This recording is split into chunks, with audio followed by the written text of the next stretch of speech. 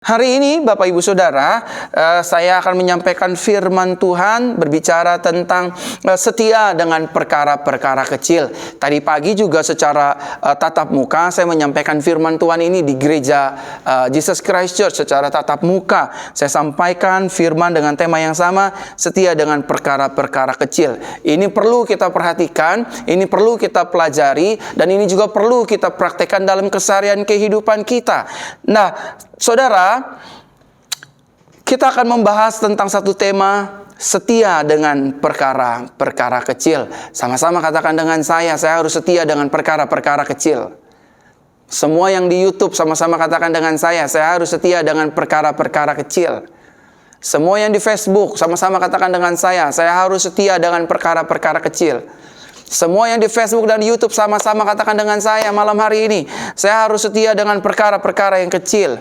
Nah, tahukah saudara bahwa di dalam Tuhan tidak ada yang namanya jalan pintas? Sama-sama katakan dengan saya, di dalam Tuhan tidak ada yang namanya jalan pintas. Bukan hanya tidak ada namanya jalan pintas, tetapi di dalam Tuhan tidak pernah kita mengenal istilah potong kompas, atau hanya ingin menerima pola-pola instan. Saudara, di dalam Tuhan itu kita harus melalui yang namanya proses kehidupan. Sama-sama katakan dengan saya, di dalam Tuhan saya harus melalui yang namanya proses kehidupan. Dalam rumah tangga, dalam keluarga, dalam berbisnis, dalam pelayanan, dalam studi sekolah, dalam seluruh aspek kehidupan kita, tidak ada yang namanya jalan pintas. Kalaupun ada jalan pintas dan quote and quote kita berhasil atasnya, maka sifatnya hanya sementara. Sebentar saja kita naik, dan sebentar juga kita bisa akan turun. Sebentar saja kita bisa sukses, sebentar juga kita bisa ambruk dan rusak reputasi kita. Sebentar kita bisa jadi trending topik, sebentar juga esok kita bisa mengalami yang namanya ending. So that's why di dalam Tuhan tidak ada yang namanya shortcut, tidak ada yang namanya jalan pintas, tidak ada yang namanya pola instan. Sebaliknya, di dalam Tuhan, saudara dan saya harus melalui yang namanya sebuah proses kehidupan. Nah, mungkin ada di antara saudara yang bertanya dan berkata kepada saya, Pastor Verona, Pak Gembala, kenapa saya harus melalui proses kehidupan? Kenapa Tuhan harus membawa saya melewati dan melalui yang namanya proses kehidupan? Yang pertama, Bapak Ibu Saudara terkasih dalam Tuhan, yang saya ingin share buat kita, dan biarlah Roh Kudus menolong kita bersama-sama untuk mengerti kenapa sih saudara dan saya, kenapa sih gereja ini, kenapa sih pelayanan gereja ini, kenapa sih pekerjaan kita, rumah tangga kita, dan lain sebagainya harus melewati yang namanya proses kehidupan. Yang pertama yang Roh Kudus ajarkan bagi kita adalah melalui proses kehidupan yang Tuhan izinkan dan Tuhan berikan bagi hidup orang percaya. Yang pertama, hidup kita dilatih untuk sabar dalam menanti waktunya Tuhan. Sama-sama katakan dengan saya dilatih untuk sabar menanti waktunya Tuhan. Tahukah saudara, hari-hari ini ada banyak rumah tangga mengalami kekecewaan. Di mana letak kekecewaannya? Pada saat mereka memilih pasangan hidup, mereka memilih suami, mereka memilih istri, hanya karena usianya mungkin sudah memasuki kepala 3, kepala 3,5, kepala 40, sehingga pada akhirnya dia memilih dengan sesuka hatinya, tanpa melibatkan Tuhan, tanpa melalui proses demi proses dan lain sebagainya. Sehingga pada akhirnya dia menikah. Satu hari dia bahagia jadi raja dan tuan semalam, dan pada esok harinya, seminggu, 2 minggu, sebulan, 2 bulan, masuk 3 bulan, masuk setahun, mereka saling gugat-menggugat. Yang satu bilang, saya nggak cocok sama kamu. Yang satu lagi bilang, saya memang juga nggak cocok. Ya udah, kalau kita nggak cocok, kita pisah saja. Akibat dari kita nggak sabar menanti waktunya Tuhan, perceraianlah yang akan menjadi result dari pernikahan kita.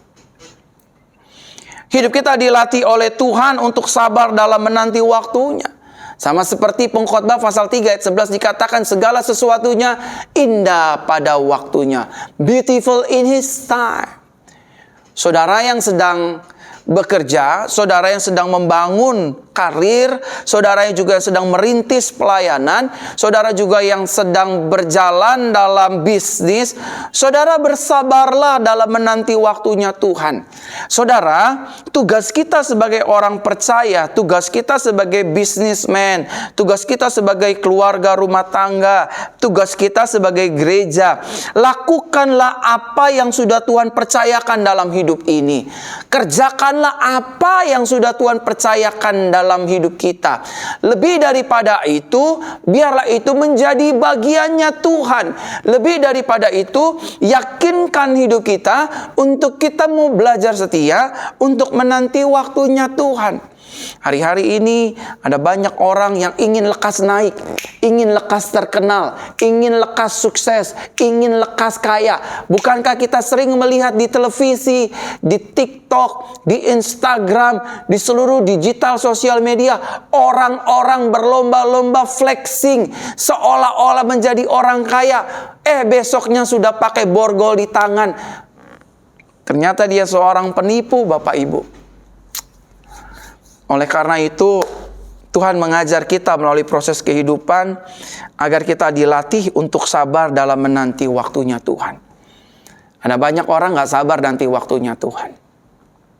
Padahal firman Tuhan berkata, orang yang menanti-nantikan Tuhan, ia akan semakin kuat. Ia akan semakin dahsyat dalam penantian.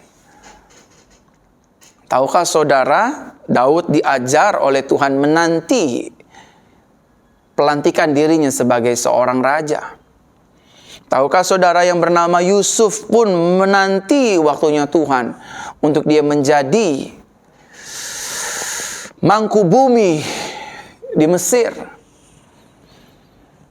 Semua menanti waktunya Tuhan. Siapa kita? Mau langsung shortcut. Siapa kita? Mau langsung instan.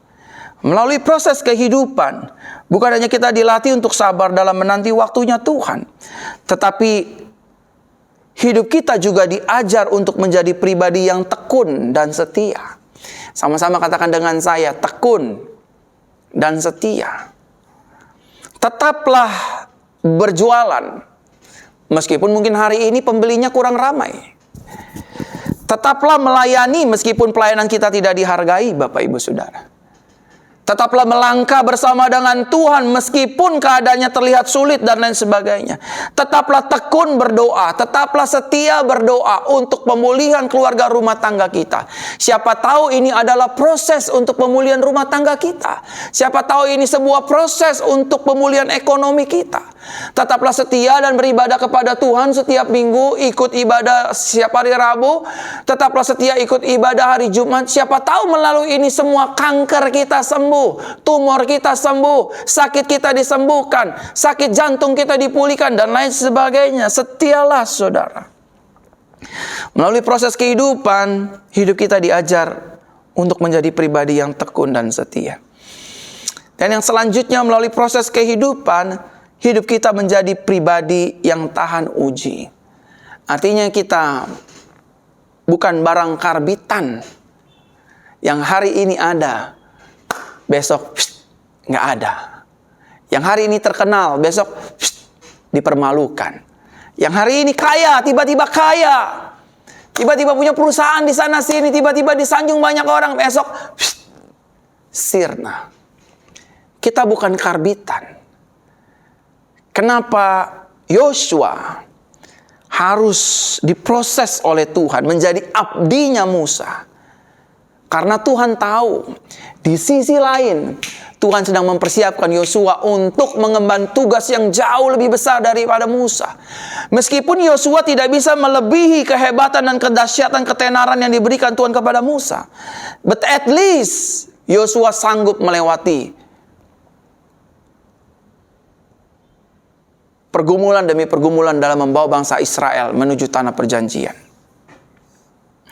Yosua bukan barang karbitan, Yusuf bukan barang karbitan, Daud bukan barang karbitan, dan pendeta saudara yang sedang menyampaikan firman Tuhan pada hari ini juga bukan barang karbitan, bukan produk karbitan. Gereja ini bukan produk karbitan. Selama 3 tahun saya setia melayani saudara hari Senin, Rabu, Jumat, dan Minggu. Meskipun hari Senin sekarang sudah diliburkan. Tetapi kesetiaan yang Tuhan nyatakan lewat hidup kami tetap mendoakan saudara. Ada ribuan jemaat Tuhan dikumpulkan dan terima mujizat. Itu bukan salah satu produk karbitan. Bapak Ibu, salah satu contoh pribadi yang melewati proses dalam kehidupan dan juga pelayanan adalah Rasul Paulus. Rasul Paulus mengalami proses kehidupan. Rasul Paulus juga mengalami proses dalam pelayanannya. 2 Korintus pasal yang ke-11 ayat 23 sampai 28 dikatakan demikian. Apakah mereka pelayan Kristus? Aku berbicara seperti orang bodoh. Aku lebih lagi. Aku bekerja lebih keras, aku sering dipenjara, dicambuk lebih banyak, dan telah kerap kali hampir mati. Orang-orang Yahudi telah 5 kali mencabuki aku. Setiap kali aku menerima 40 kurang 1 cambukan. 3 kali aku telah didera. 1 kali aku telah dilempari batu. 3 kali aku mengalami kapal kandas. Sehari semalam aku terkatung-katung di lautan luas. Dalam perjalanan kerap kali aku dalam bahaya banjir, bahaya penyamun, bahaya dari bangsaku, bahaya dari bangsa-bangsa bukan Yahudi, bahaya di kota, bahaya di padang gurun, bahaya di laut, bahaya di antara saudara-saudara palsu. Aku berjeri lelah dan bekerja keras, seringkali tidak tidur, dalam kelaparan dan dalam kehausan. Kerap kali aku berpuasa dalam kedinginan karena kekurangan pakaian. Di samping semua hal itu, urusanku sehari-hari adalah dalam memelihara semua jemaat. Saudara, lihatlah, Rasul Paulus mengalami proses kehidupan. Rasul Paulus mengalami proses di dalam pelayanannya. So that's why namanya dari Saulus menjadi Paulus. Saulus telah melewati proses kehidupan. Saulus telah melewati proses pelayanan. Dan hari ini Paulus menjadi salah satu rasul Tuhan yang tidak karbitan. Saudara, di dalam sebuah proses, Tuhan menaruh perkara-perkara kecil untuk kita setia melakukannya dan bertanggung jawab atasnya. Di dalam proses tersebut ada value yang namanya perkara-perkara kecil untuk saudara dan saya setia dan bertanggung jawab melakukannya dalam keseharian kita. Sama seperti yang dikatakan dalam Injil Lukas pasal 16 ayat 10 dikatakan demikian. Barang siapa setia dalam perkara-perkara kecil, ia setia juga dalam perkara-perkara besar. Dan barang siapa tidak benar dalam perkara-perkara kecil, ia tidak benar juga dalam perkara-perkara besar. Saya percaya Bapak Ibu Saudara, setiap dari kita pasti memiliki kerinduan untuk berhasil dan sukses di segala bidang. Dalam pelayanan, dalam pekerjaan, dalam bisnis, dalam usaha, dalam kita berdagang, berjualan, meniti karir, politik, artis, pelayanan, dan lain sebagainya. Saudara dan saya pasti memiliki kerinduan untuk sukses dan berhasil di segala bidang. Dan saya juga percaya setiap dari kita pasti mungkin memiliki sebuah mimpi atau visi yang besar. Seperti gereja ini memiliki visi dan mimpi yang besar. Nah, saudara terkasih dalam Tuhan, salah satu syarat jika kita ingin mewujudkan mimpi dan kesuksesan tersebut, maka kita harus memulainya dengan langkah-langkah yang kecil. Kalau saudara ingin punya badan yang bagus, body goal yang bagus, six pack, dan lain sebagainya, saudara harus memulainya dengan langkah-langkah yang kecil. Perhatikan pola makan kita, perhatikan gaya hidup kita, dan lain sebagainya. Bapak Ibu Saudaraku terkasih dalam Tuhan, memperhatikan langkah-langkah kecil artinya kita juga harus memperhatikan dan setia melakukan perkara-perkara kecil. Ada banyak orang ingin sukses tapi dia nggak mau melakukan hal-hal kecil. Ada banyak orang ingin sukses tapi dia nggak mau bertindak dengan tindakan-tindakan yang kecil. Pertanyaannya bagi kita semua adalah, mengapa kita harus belajar setia dengan perkara-perkara kecil yang Tuhan ajarkan, yang Roh Kudus bukakan bagi kita semua pada hari ini? Yang pertama, karena melalui perkara kecil kita diajar oleh Tuhan. Yang pertama, Bapak Ibu Saudara, karena perkara kecil adalah sebuah kendaraan yang dipakai oleh Tuhan untuk membawa hidup kita sampai kepada yang namanya kesuksesan. Perkara kecil atau hal-hal kecil adalah sebuah kendaraan yang dipakai oleh Tuhan untuk membawa hidup saudara dan saya, membawa pelayanan saudara dan saya, membawa rumah tangga dan keluarga saudara dan saya, membawa bisnis kita semua menuju kepada sebuah yang namanya kesuksesan. Kendaraan daripada kita menggapai mimpi yang besar, menggapai kesuksesan yang besar, kendaraan itu bernama perkara-perkara kecil. Saudara, sebelum video ini ditonton ribuan orang, sebelum video ini sempat viral di sosial media, ditonton hampir lebih 12.500 jemaat, saya memulainya dengan perkara-perkara kecil.